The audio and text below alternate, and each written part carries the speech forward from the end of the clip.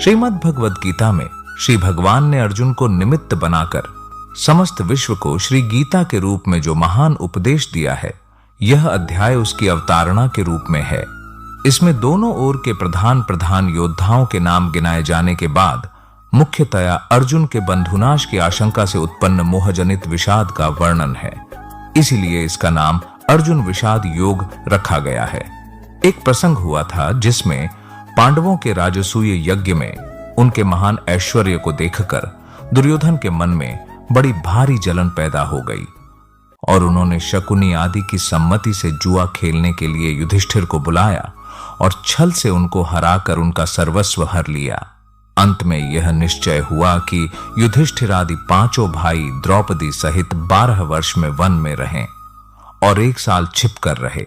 इस प्रकार 13 वर्ष तक समस्त राज्य पर दुर्योधन का आधिपत्य रहे और पांडवों के 1 साल के अज्ञातवास का भेद न खुल जाए तो 13 वर्ष के बाद पांडवों का राज्य उन्हें लौटा दिया जाए। इस निर्णय के अनुसार 13 साल बिताने के बाद जब पांडवों ने अपना राज्य वापस मांगा, तब दुर्योधन ने साफ इनकार कर दिया।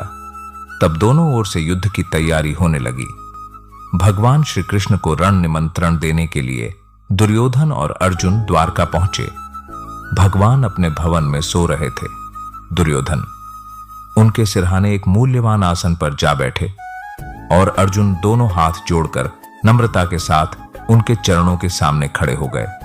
जागते ही श्री कृष्ण ने अपने सामने अर्जुन को देखा और फिर पीछे की ओर मुड़कर देखने पर सिरहाने की ओर बैठे हुए दुर्योधन दिख पड़े। भगवान श्री कृष्ण ने दोनों का स्वागत सत्कार किया और उनके आने का कारण पूछा। तब दुर्योधन ने कहा, मुझ में और अर्जुन में आपका एक सा ही प्रेम है और हम दोनों ही आपके संबंधी हैं, परंतु आपके पास पहले मैं आया हूं। सारे भूमंडल में आज आप ही सब सज्जनों में श्रेष्ठ और सम्माननीय हैं, इसलिए आपको मेरी ही सहायता करनी चाहिए।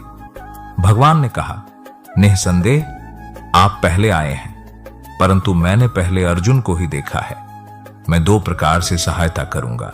एक ओर मेरी अत्यंत बलशालिनी नारायणी सेना रहेगी और दूसरी ओर मैं युद्ध न करने का प्रण करके अकेला रहूंगा। मैं शस्त्र का प्रयोग नहीं करूंगा। अर्जुन, धर्मानुसार पहले तुम्हारी इच्छा पूर्ण होनी चाहिए, अतएव दोनों में से जिसे पसंद करो मांग लो। अर्जुन ने शत्रुनाशन नारायण भगवान श्री कृष्ण को मांग लिया। तब दुर्योधन ने उनकी नारायणी सेना मांग ली। दोस्तों, ये वीडियो यहीं पूर्ण होता है। अगले वीडियो में इस प्रसंग और पहला अध्याय के बारे में जानकारी दी जाएगी।